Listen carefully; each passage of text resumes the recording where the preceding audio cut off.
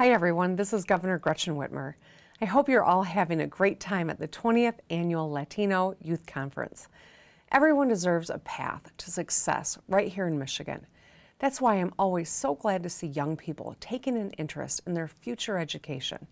Whether your path leads you into the skilled trades or to a four-year degree, or something in between, you have a role to play in moving Michigan forward.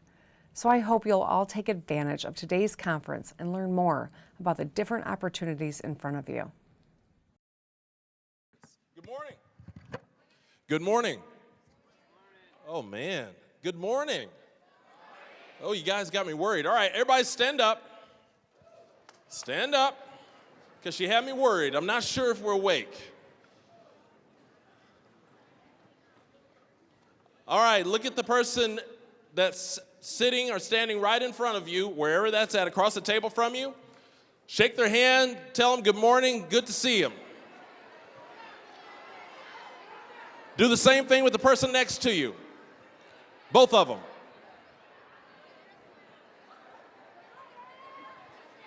Are you happy to be here? Okay, I heard 3 people. Are you happy to be here? You're out of school. Of course you should be happy to be here.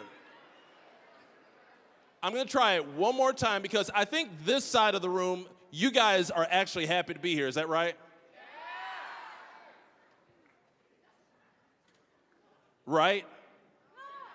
Okay, see, I measure this by volume, okay? I don't measure it as much by eye contact because if I say that and you do this, that doesn't help me at all. So I measure by volume. So is this side of the room happy to be at GRCC this morning? I'm thinking you guys may be able to be louder than that. Are you guys happy to be at GRCC this morning?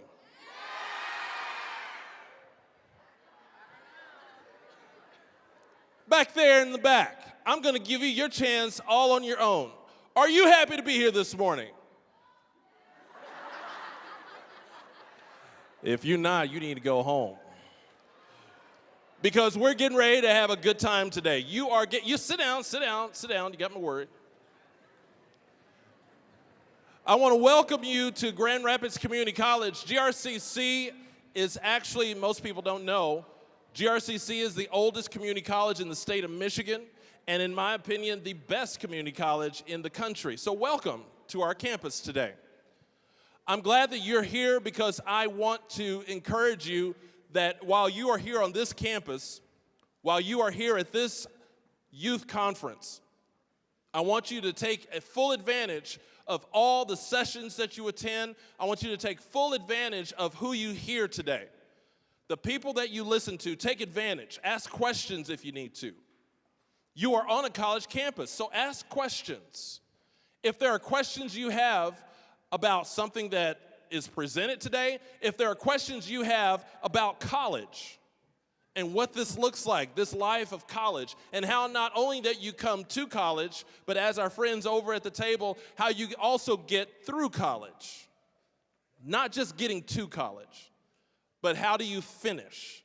And so if you have questions about that today, ask someone. You've got people standing all around this room who are employees who are in many cases, part of the GRCC family. And in many cases, they are from different other institutions. Ask questions about what this life of college looks and sounds like so that you have a better idea and that we can help give you what that pathway looks like. Because you should not wonder. We'll be here to answer all those questions. You should never have to wonder about what college and what it takes for you to get here and what it takes for you to finish. Because I want to see every last one of you, not only in a classroom, once you finish this thing of middle school, high school, you get that over with, I want to see you, actually, honestly, be totally honest with you, I want to see you here. I want to see you on my campus.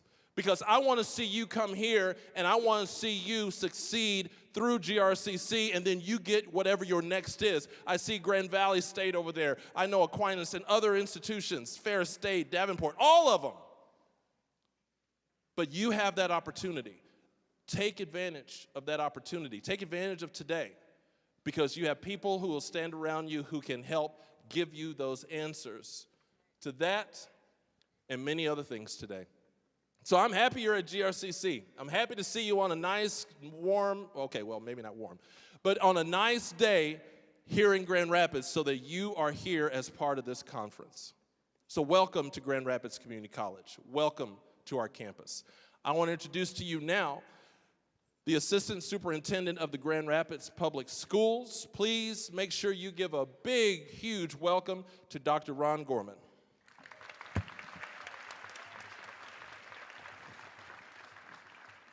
So thank you, Dr. Pink.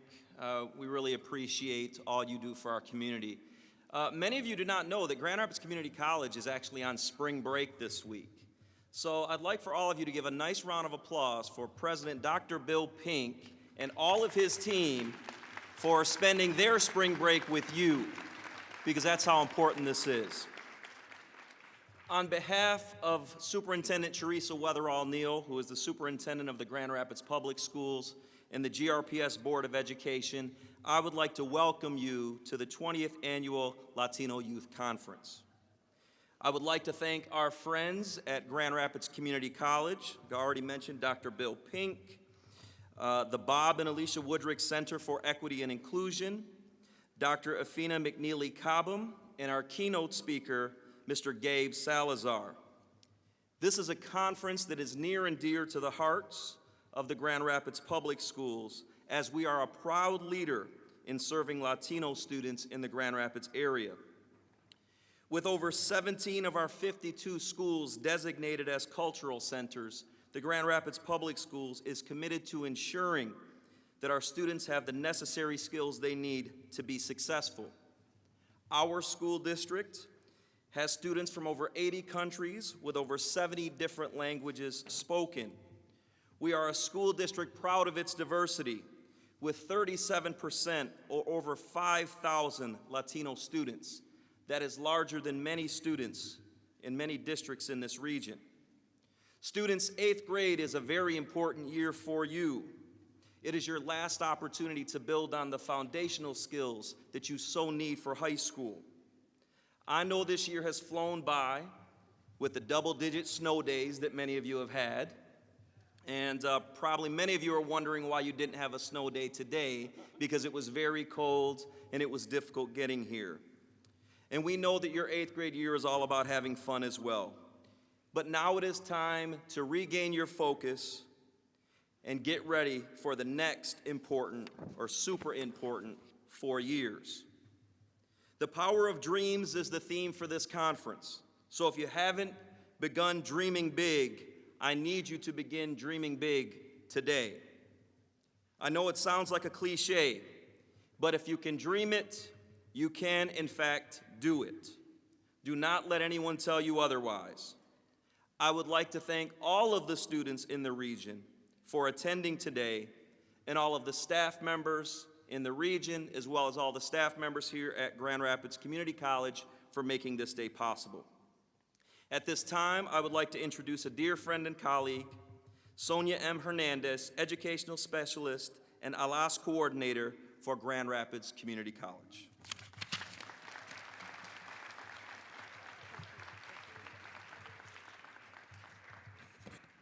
Buenos dias. Wow, is that all you have? Let's try it one more time. Buenos dias. Oh, much better. I have the honor and the privilege of introducing this year's winners of not only our scholarship, but our art contest. And so I would like to call up Zail Roman, Cecily Carrillo Lopez, and Lena Delgado, if you are here.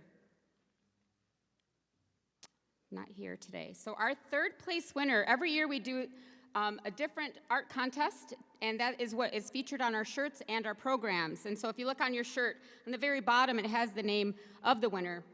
But this year's third place winner is Zali Roman from Southwest Community Campus. Second place is Cecily Carrillo Lopez from Grand Rapids University Preparatory Academy. Is she here? Awesome, come on up.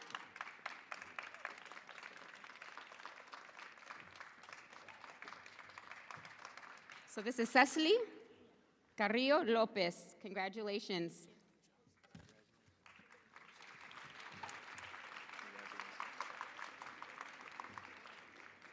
And our first place winner, which is the artwork that is featured on your t-shirt, is Dreaming of the Future by Lena Delgado, 8th grade student from C.A. Frost Environmental Science Academy. Congratulations.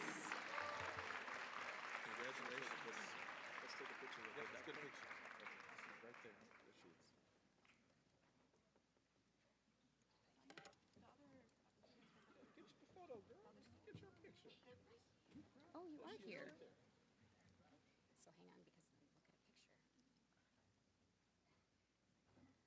And we also have our third place winner, Miss Roman from what school? Southwest Community Campus. Come on up.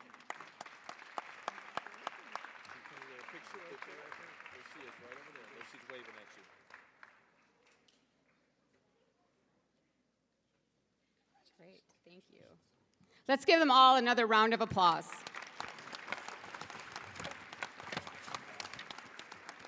For the last few years, I've had the honor and privilege of also serving as the chair for the scholarship committee.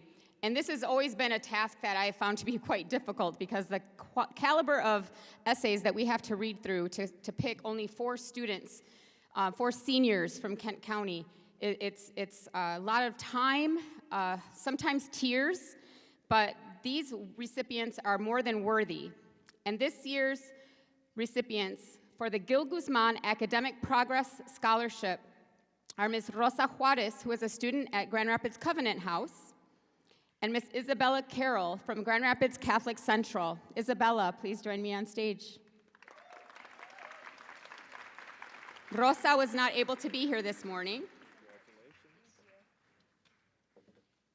Isabella is receiving a $1,000 scholarship that she can use at any institution of her choice.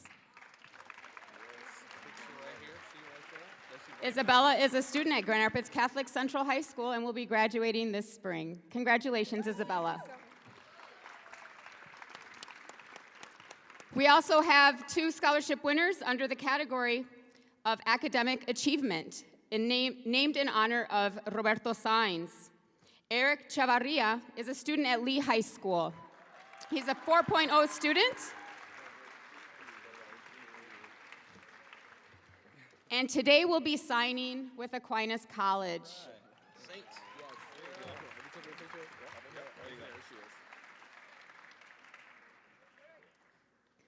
Eric is also receiving a $1,000 scholarship to an institution of his choice.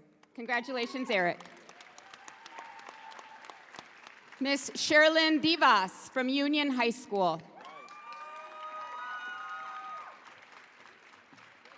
Sherilyn is a student at Union and KCTC and is dual enrolled here at Grand Rapids Community College. Congratulations, Sherilyn. Sherilyn is receiving a $1,000 scholarship.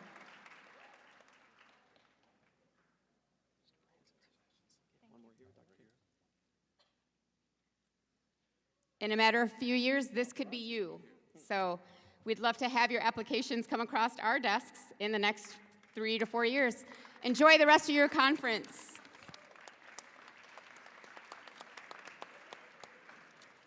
So I'm introducing Gabe.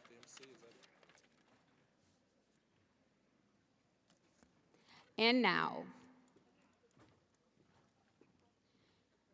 the keynote speaker for this morning is Gabe Salazar. Gabe overcame obstacles, homelessness, hopelessness, gang influence to become gang influence and became the first in his family to go to college.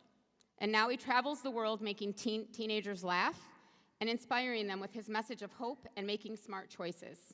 Gabe reminds teenagers that no one is born by accident. Everyone has a purpose, and he wants to help them figure out how to dream big.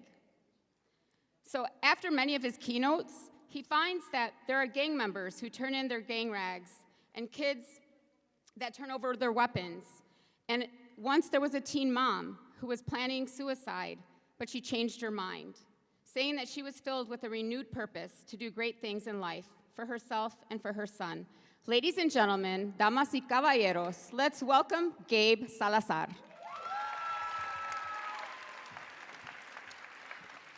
Thank you so much. Give all of our organizers a great big round of applause for today. Oh my gosh, you guys look awesome. You guys look amazing. Buenos días todos. Gracias por tenerme aquí a toda mi raza. What's up, everybody? Good morning. All right, man. Whenever I'm with my Latinos, especially like out here in Michigan, I expect like chanclas and sombreros and like throwing in the air like, all right, it's the Latino Summit, Latino Youth Summit. And you know, when I talk to students, now some of you guys have never heard of me before, some of you guys have seen my work, maybe I've spoken to your school in the area. My name is Gabe Salazar, and I get the same look. People look at me like, who are you? Why should I listen to you? And I wrote this book called Born on Accident, Living with Purpose. It tells how I was born to a teen mom, abandoned by my father. I grew up homeless, living in a car. And I was an alternative school gang influence, but even when kids hear the title of my book, Born on Accident, Living with Purpose, the smartest kid in the room will stop me and be like, actually, sir, biologically, nobody's born on accident. And I know, like, nobody runs to a hospital screaming, I thought it was just a bad torta. It was a boy. But I know kids all across America that have a story like mine. I was born to a teen mom, abandoned by my father as a kid. One school I went to, everybody was a skater. I used to be sponsored by Super and Fila, but when I was a kid, I told my mom, Mom, I'm at this new school, and here I'm a skater. My mom would be like, mijo, ¿cómo que skater? You don't even own a skateboard. It's like, shut up, I am a skater, but we were poor. And when you're poor, you don't shop at the mall or even Walmart or Target. You shop at a place called the... I heard one person say pulga. Right? One person, all the other people were like, no, hombre, I don't shop in no pulga. I shop on Craigslist, whatever. When you shop at the pulga, you know, everything's bootleg. It came from China or Mexico. So my shoe wouldn't say Adidas in the same font. It'd say adios. My friends would laugh at me. My wife laughs when I tell her my stories because then I moved to another school. I remember I was hanging with my homeboys, and they took me to go see this movie when I was a kid that had come out many years ago called Boys in the... Oh, look at y'all, Michigan, hood. Then we saw American Me, Blood In, Blood Out, all these gangster movies that were coming out, so guess what I want to be? But to be a gangster, to be a cholo, you got to know how to fight. I got a lot of fights. From middle school to high school, I was always in the principles for fighting. Now, I don't condone fighting. Counselors and teachers don't look at me like that. I didn't say I won them fights because I'll be straight up with y'all. That girl was a lot bigger than me. But listen, dudes in the hood, I didn't fight no girls, do not know how to fight. You ever seen dudes in the hood fight? Like, even in LA where I used to live, you see the cholos fight with the pinkies. You ever see vatos fight like that? Like, what's up, oh? What's up, oh? Like, the heck is that? What are you gonna do? I'm gonna knock your eyeball out, phone. And then their bandana falls, so it just look like he's hitting a piñata. I get into a lot of fights. And some people stop me. Why were you running with gangs? Was this psychological or sociological? I'm like, no, it's called survival. Because when you live in the hood, you know that's what they're going to ask you, like, who you down with? What color you claiming? I wasn't dumb. I claimed a color quick. Everybody was all up in red, so I was all up in red. Red hat, red shoes, everything red. I looked like a Mexican Grinch on Christmas Eve. I moved to another neighborhood, and it was all about the blue, everything blue, except I had this clean white hat. And my wife laughed at me on throwback pictures on Facebook. She's like, you don't look hardcore. You look like a Latino Smurf. And I learned my lesson because one day I was walking home from school and these three guys see me from across the street, three of them older than me. They're like, we know who you are. We know what set you claim with. I was like, what's up? I know what time it is. Let's go. Right there in the street. Boom, boom, boom, boom, boom, boom, boom. We start fighting. I'm lying, I didn't fight like that. I was on the floor. Mama! And this guy kicks me right in my face. Boom, bust my cheek open from the side of my mouth back. They took off. I didn't want my mom to see me like that, so I ran back to school. I was looking for a restroom that was unlocked. I got in there. I was washing blood off my neck, my chin, my shirt. I put my lips together, closed my mouth, but you could still see bottom teeth on this side because it was ripped open. A piece of meat was dangling off, and I was like, man, forget that. I don't want to be a thug. I don't want to be a gangster. We moved to Houston, Texas, to this one school that has some of the finest girls I've ever seen in my life. So I said, I ain't going to be a gangster. I ain't going to be a skater. I'm going to be a lover. Because every girl with a ponytail looked like Ariana Grande. What's that girl? What's that girl? Another girl with colored eyes looked like Rihanna. What's that girl? All the other girls looked like Selena. Bitty, bitty, bom, bom. I was like, oh, dang. I got to get a girlfriend. And everybody had a girlfriend. You ever gone to one of them schools that everybody got a girlfriend? Like everybody, except you. Like even that one dude that looked like George Lopez's kid. Got two of them. And one thing I noticed about girls in school, they love this. They love all them little short vatos about this tall. Isn't that the truth? Girls are like, he is so cute. He's so adorable. Like, I could pick him up and put him in my purse. I'm like, Chihuahua. That's messed up. When your girlfriend could pick you up, be like, come on, we're going to prom. And some guys don't laugh when I say that. I see some guys in the room right now, they're like, hey, sir, that's not funny. And it's always those vatos that walk with their girlfriend like this. They dance bachatas like this. But girls, this is how you can tell if a guy genuinely likes you, because girls will always stop me and my wife will be at a college fair. How can I tell if he likes me? Very simple. Wow, they got very quiet quickly. Even the teachers in the blue were like, y'all shut up, kids, I need to know. If he, otra vez, I got y'all. If he looks at you and that is it. If you get a guy constantly staring at you like, yo, what's up, girl, what's up, girl? You like me? You like me? Me and my homeboy girl, I can't tell because you're a little cross-eyed, but I'm still down, girl. I'm still down. Because guys psych themselves out before basketball games and football games. When dudes are throwing their Mac Daddy vibe, in their mind, everything slows down. His armpits are all sweaty, but it's like, in my day, it was an old school song. We see that girl be like, my mind's telling me no. Today, it's a new song. Y'all be like, it's your birthday, so you know we about to run. But every guy's walking down the hallway. He's looking at her, she looking at him, and every dude walks up like a Latino LL Cool J, looking at their lips like, yo, what's up, girl? What's up, girl? Girls will be like, homie, I'll tell you what's up. This is what's up. You need some dang chapstick. I didn't get a girlfriend. I bought flowers for a girl in high school. She sent them back to me. She said I look like Mowgli from Jungle Book. I was like, shut up. I finally got married. In fact, I saw Jungle Book one time. I thought it was a Latino in there. I got mad when it wasn't, but that was me. I went to another school, and they said, we skip school here. I said, y'all skip? Where do y'all go? They said, we go to the corner store, go get candy, sodas, Lucas, Fun Dip, Snickers. We get whatever we want. I was like, yeah. They take food stamps. They said it's free 99, 5-finger discount. I said, let's go. We took off. We got to the corner store. From the moment the doors swing open, it was like a scene from that movie, Charlie and the Chocolate Factory. My homeboys were like, chocolate. They're putting Snickers and Payday and Twix, and one of my friends was like, hey, that's not Twix, fool. I was like, back it up, cochino. Now I know where your gang name is, boo-boo. And they taught me to steal. Your homeboys ever taught you to steal with the shoe trick? You know the shoe trick? When you act like you're tying your shoe, you stick the candies in there. You don't care if it smells like patas later. You steal that stuff. And I had the ice cream box. You know the aisle with the ice cream box, the push-a-pops, the bombsicles? I'm running by that machine. I didn't realize it, but the machine was busted. Ice cream was dripping off the bottom like a big moco of ice cream on the floor, but I didn't see it. I was like, oh, fool, this is legit, fool. And I slipped right in that stuff. I'm flying head first. I couldn't control myself. My feet were over my head like Shaggy and Scooby-Doo. You know when Scooby's flying in the cartoon, like, Raggy, I'm scared. That's a good Scooby, don't lie. I'm flying head first. Boom, I land right on my chin. Blood's gushing out on this side, the big moco of ice cream's on this side, and my homeboys, the ones that had my back. They ran so quick you thought like La Migra showed up on us. That's how fast they run. The clerk comes out from behind the counter, picks me up, carries me back to school. He's friends with the principal. I'm busted. I'm sitting in the principal's office, and what do? You deny it, right? You'd be like, it wasn't me, sir. It wasn't me. I had bad attitudes, even in elementary. In middle school, they say, you're in detention.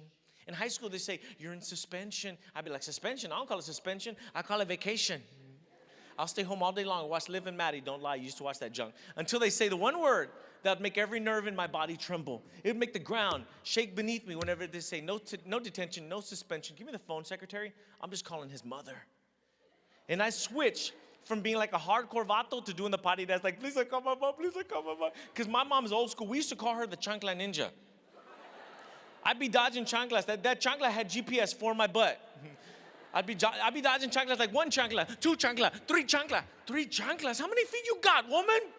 What, you carry extra chanclas? She was crazy. She would show up to school. You ever had your mom show up to school and you? No. You have not lived until your mom embarrasses you at the front office like, I don't need no sticker. I don't need no name badge. I know where she's at because I brought tamale orders también. My mom would pull me by my hair. You been pulled by your hair? Old school mom. Your ear? Your shirt? The lonja? No, I'm just kidding. Or you ever try to run from your mom? She get the chones so the front look like a bikini. Ah! Here's a question. Have you ever been so bad, so necio, that you frustrated your parents out to the point that they start crying before you do? Isn't that the weirdest experience? They're like, Mijo, I don't know what to do you no more. You made me so frustrated. Like right then and there, the worst thing you can ever do, and there's precision on this, you look them in the face and you laugh at them. You're like, Mom, I knew what I do was wrong. Yes, I agree, but your mascara is busted. You got like a raccoon eye and a Google map all the way to Kalamazoo. My mom would scream at me, yell at me, throw things at me. We fought, we struggled. It was hard. Being born to a teen mom, abandoned by my father, growing up homeless, but I overcame homelessness, abandonment, gang influence. I graduated from high school, became the first in my family to go to college. After college, I became an educator in a school district. Today, I travel all over America. I've spoken to over 2 million students, just like I'm speaking to you right now, and I was named America's #1 Latino youth speaker in America, and I'm so honored to be with you guys here today. And I believe I don't care who you are, where you're from, what struggle, challenge you've had in your life, there is tenacity in you, there is greatness in you that is ready to come out. I didn't believe this. I was in alternative school. I remember my principal, Dr. Langston Williams, walks into my alternative school one day. He walked across the street from the high school, came to my alternative school, walks right up to my table, and he never called me Gabriel, that's my name. He never called me Gabe, that's what I like to be called. He called me Mr. Salazar. And he said, Mr. Salazar, get your books, get your things, follow me to my office right now, let's go. I got all mad at him. I said, what'd I do, sir? I didn't even do nothing. I've been sitting here minding my business for the first time. He said, I ordered us a pizza. I said, well, let's go, let's go. He was one of those down principals make you talk about movies and sports, and he was so funny. Not only was he a down principal, I found out many years later, he was a pastor of a community church. He was involved in city council. I mean, he loved his community. He loved kids. And he said, from now on, I'm not going to allow you to sit in the cafeteria with your homeboys. You have to eat in the office with me, because he knew about more gang violence that was going on. So I'd sit in there, we'd chop it up. He'd order food for me. We'd sit in there, we'd talk. Little did I know, I was being mentored. And one day, he slides a piece of paper across the desk. I said, what is this? He said, there's a college that's inviting kids for the weekend. They're gonna feed you, have activities for you. You even get to go and stay in a college dorm room and experience college life. I said, college? College is not for me, sir. Look, I just came out of alternative school. I got low credits, and I'm taking special education classes. He said, college is exactly for a kid like you. You haven't even looked at the brochure. I said, oh, they got pretty girls? Give me a pen. You got a pen on you? I went, and I had a good time. When I came back, he wrote a letter of recommendation for me on a scholarship, and he helped me fill out the FAFSA. I got accepted. I won that scholarship. It was a small scholarship, but it was enough to get me excited to go. And I graduated from Southwestern University. I became the first in my family to graduate from college. After college, I became an educator in the school district, and that was around the time I met my wife. Now, truth is, I didn't meet her at first. I saw her on TV because she's a news reporter for the ABC channel in Texas, and she is fine. And when I first saw her, I said, oh, look at that girl. She's so fine. Oh, I'm going to marry that girl. And my stepbrother was like, you stupid. You're never going to meet her. I was like, you shut up. Watch me kiss this TV hair. We went to church right afterwards because it was Christmas time, and we're clapping, we're singing Christmas carols. As we're singing Christmas carols, you know, jingle bells, guess who walks in the back doors? Not Santa, shut up. The news lady walks in. When she walks in, the moment she walks in, I lock eyes with her. I look at her so hard, I get the Holy Ghost, hallelujah. I asked her out on a date, and it didn't take long of dating her. I knew she's the one I want to spend the rest of my life with. So I took her down to the Riverwalk many months later, and her favorite movie was filmed at the Riverwalk in San Antonio, Texas. It's a movie called Selena with Jennifer Lopez. And there's a bridge that they call the Selena Bridge. That's the exact one that Selena did the Como la Flor video, and J-Lo did the interpretation on that video, on that same bridge. Underneath the bridge, I hired a boat. I filled it with flowers and candles, and mariachis were singing Selena songs. And as we walked by, she goes, oh my gosh, look at that boat back there. That is so beautiful. I said, well, let's go see it. We could take pictures, maybe we can get on. And she said, we can't do that. I said, why? She said, that's somebody else's special evening. I said, come on, let's go. We'll get on, we'll get close, we'll take a picture, yacht, we'll leave. We get so close, we're about to step on the boat, and as we do, she said, get over here, that's somebody else's boat. I grabbed her by both hands, I looked her dead in the eye, I said, baby, it's not somebody else's boat. This is your boat, all of this, it's all for you. And right then and there, I got down on one knee, and then I got down on two knees because I was begging, please say yes, please say yes. You better say yes because these mariachis cost me a lot of money. And she said yes. And the very next day, one of the first people I called was my old principal, Dr. Langston Williams. I said, Dr. Williams, you don't imagine how my life has changed. You told me I could break away from gang violence. You told me I could make a difference. You told me I could go to college and that you saw a leader in me. And everything you said has come true and more. I just met the woman of my dreams. I proposed to her. And sir, I want to ask you for a favor. Will you please perform the marriage ceremony for me and my wife? And he did. So you know that wedding picture people have in their homes? I got one like that, but mine has me, my wife, and my principal. And what it's taught me is this, is that mentors make a difference in your life, in your success. And some kids got the audacity. They'll look at teachers and be like, oh, miss, why y'all up in my business? Why you asking me where I want to go to college? What I want to do in my life? You ain't my mama. You ain't my daddy. And some of these teachers want to look at you and say, thank God. Because if you were, I'll show you what a chancla is right now. But you know, there's teachers, we call it a career. It's more than a career. It's a calling. I know teachers, have you guys ever been to school and you get there early and there's already your teacher there? You guys ever left school late and still your teacher's there grading and doing work? See, there's teachers, I bet that they spend more time with students like you than some of them spend with their own flesh and blood family. And I know what you're thinking, sir, my teacher ain't got no life. That's not the point. I put money on this, I bet you spend more time with teachers, educators, counselors, mentors than some of you spend with your own flesh and blood family. And when somebody dedicates their life to see success happen in your life, I believe they deserve an incredible applause. On the count of 3, scream their name, yell their name, look at them, clap for them, and say thank you on the count of 3. 1, 2, 3. There you go. But you got to dream big. Say dream with me. I love asking kids dreams, but in 2019 it's dangerous because the moment I ask kids their dreams, their goals, their aspirations, something that make their parents very proud of them, I get craziness. I was in Denver and this guy stood up, 11th grade kid. He goes, "Hey sir, I want to be." "Yeah, amigo, what do you want to be?"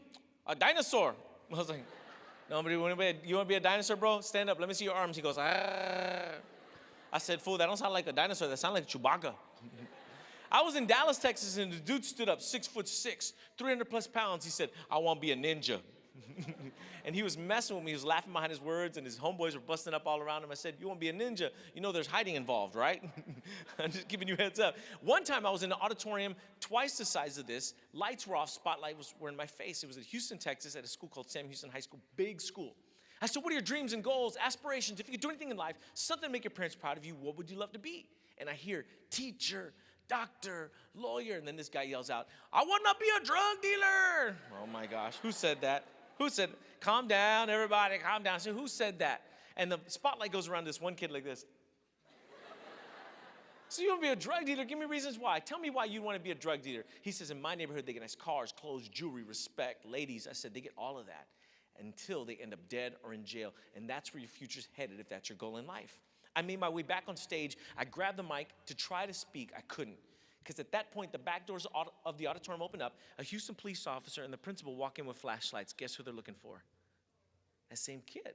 They had no idea what happened between him and I seconds before. They were already looking for him. They pull him out in the middle of the aisle. They search his jacket pockets, his pants pockets, and they find drugs on him, and they send him straight to jail. They found out it wasn't his first offense, and it wasn't his second offense. Students don't understand the power of consequences with drugs.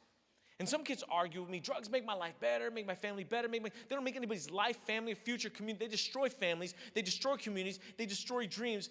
My stepsister's son, my nephew, died February of last year, 18, from a heroin overdose. We know they destroy families, they destroy communities. You know what is gonna make your life better, your family better, your community better? And I put money on this. Is the power of an education, a high school diploma, a college degree, a military service man or woman that will rise above any obstacle that comes their way and follows big dreams. And if you believe that with me, clap on the count of 3. 1, 2, 3. I want to hear 2 students tell me their dream, just 2. We don't have a lot of time. Yes, right over here, yell it for me. A registered nurse. I love that dream. Round of applause right there with the cool beanie on. Yes. The cool beanie. You have a beanie on, if you don't know it or not.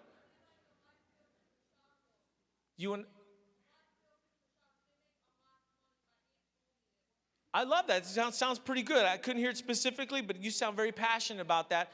I love that. That's great. Let me see another one. Another hand. Yes, right over here. Yes. A writer. I like that. Round of applause for that one. It's a great one as well.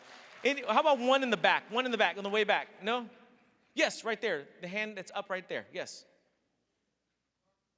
An architect. That's a great one as well. Give all these students a round of applause. I love these dreams. Okay, last one right there. Very, very, very last one. Yes, what is your name? Ivan, what is your dream? You're the last one.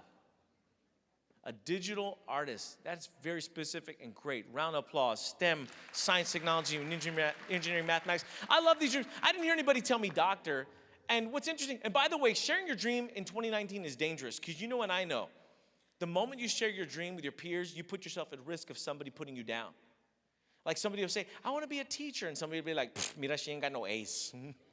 Another kid will be like, "I want to be an astronaut, jump out of space in a parachute." Look, that Vato wants to be an astronaut. He's going to be a real good one because in math class, he was all spaced out. People will make fun of you. People will tell you what you can't do and you can't be all day long if it's a full-time job. But I'm so thankful that life and the American dream are not based on what other people think about me. It's what It's what I believe about you need to dream big. I also like to say, listen to this. All you guys that feel like you have haters, you can't accomplish anything because you have haters, I want you to remember this quote. If you don't have haters, you're doing it wrong. Because they're going to talk bad about you whether you do good and whether you do bad. You might as well do it big. But we need kids to dream big. When kids tell me doctors, will be like, great, mijo, what are you doing right now to become a doctor? And I hope they tell me I volunteer at a hospital, I'm in an after-school program. Nope, half the time they look at me sideways and be like, oh, I watch every episode of Doc McStuffins. Okay, great. That's what we call a wish and not a dream. And in America, we don't need any more kids wishing. We got too many kids wishing about their future and not dreaming. A dream represents the journey, the steps, the process, the hard work. Has anybody in this room ever had one of those dreams where your brain fooled your body for a split second and you thought it was real? Like you're being chased by a pit bull and you woke up kind of kicking. Maybe it's a chihuahua because they're crazy in our neighborhoods, right? How about falling in a bottomless pit? Dude, am I the only one to wake up halfway off the bed? My sheets are all jacked up. Have you ever had a dream you were eating a taco, you woke up, you couldn't find your pillow? Have you ever had a dream your boyfriend or girlfriend cheated on you and you woke up mad? Have you ever had a dream that you were swimming, you wake up and got to change your chones? No, I'm just kidding. Have you ever had a dream that felt so real that you thought that dream was? Students, that's the way your teachers and I are trying to get you to see tomorrow, the college you want to go to, the country you want to visit, the careers, the cars, the house. Everything happens because of a dream that's inside of you. And I believe that's why Dr. Martin Luther King didn't say, I have a wish. He said, I have a. You got to have a dream. I love the way this kid said it. And you know what? If you don't have a dream, I even think that's why Selena said, I'm dreaming of you. Check out this song. I love this song. Are we not playing this song? We're not playing this song? There we go.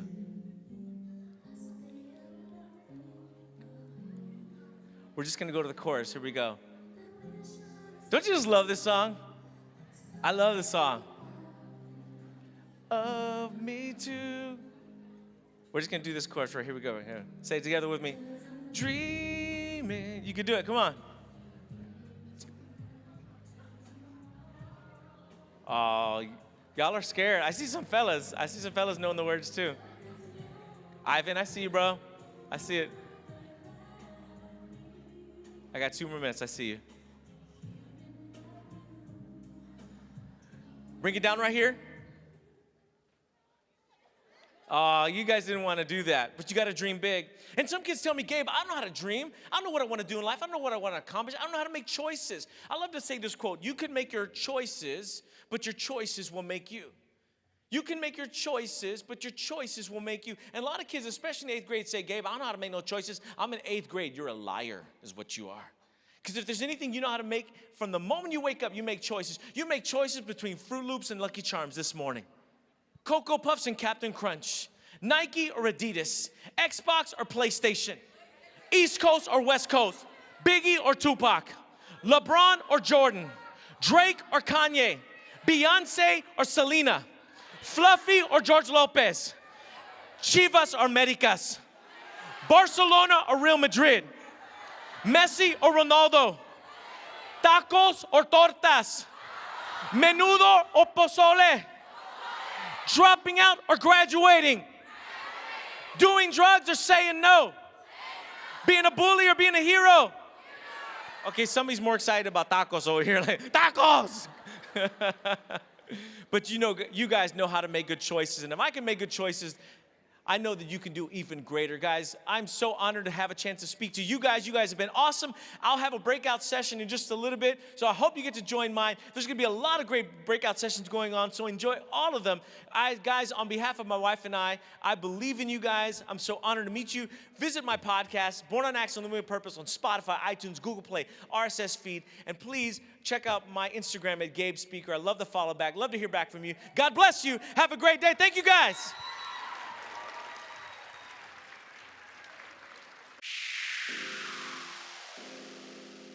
I feel like the Latino Youth Conference has been part of my life in many different ways. I think it's really helped me gain a sense of cultural pride and identity, which I think is really important when you are in a lot of spaces where you don't see other people, you don't see a lot of people that look like you or share some of the same experiences as you. The Latino Youth Conference to me means so much more than just a conference. It means, being in a group of individuals that look like you and that want to be better and that want the best for you. The Latino Youth Conference means opportunity. It means change. It is an opportunity for all of us to come together, to be able to be our authentic selves, to embrace one another and uplift each other, and to gain the knowledge we need to move forward. My name is Juan Olivares, and I was here during the first Latino Youth Conference in 1999. 20 years ago, when we started this conference, it was because we cared. We cared for the students in our community. We wanted to make you feel important. We wanted you to appreciate your culture, your background, your language. And so thanks to Leah Tobar, who was the original organizer of the event, we thought it was a great idea. You have a lot of amazing people that are here to help you and support you and want to give you what you need in order to be successful. You guys can get the most out of this by learning, by asking questions, and by observing, by taking notes, and being the best that you can be. To be able to have mentors, role models that were encouraging me to succeed was something that I will forever keep close to me.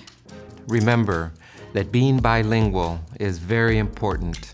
It sure helped me through my career.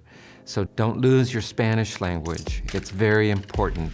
So today I encourage you to take a moment to observe others, to ask questions, to wonder why and how you can become your best. Going through school, you're thinking about all of the things that you need to get done right away. You lose track of trying to figure out what some of your goals and dreams are. So I would take this opportunity to think about that. The best advice that I can give you guys is be the best that you can be. That will take you far in life, and that will make you very happy and successful in how you define success.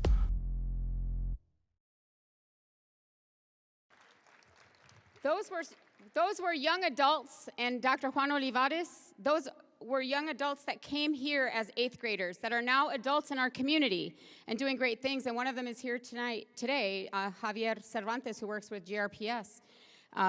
Leah Tovar's daughter is here, and her granddaughter.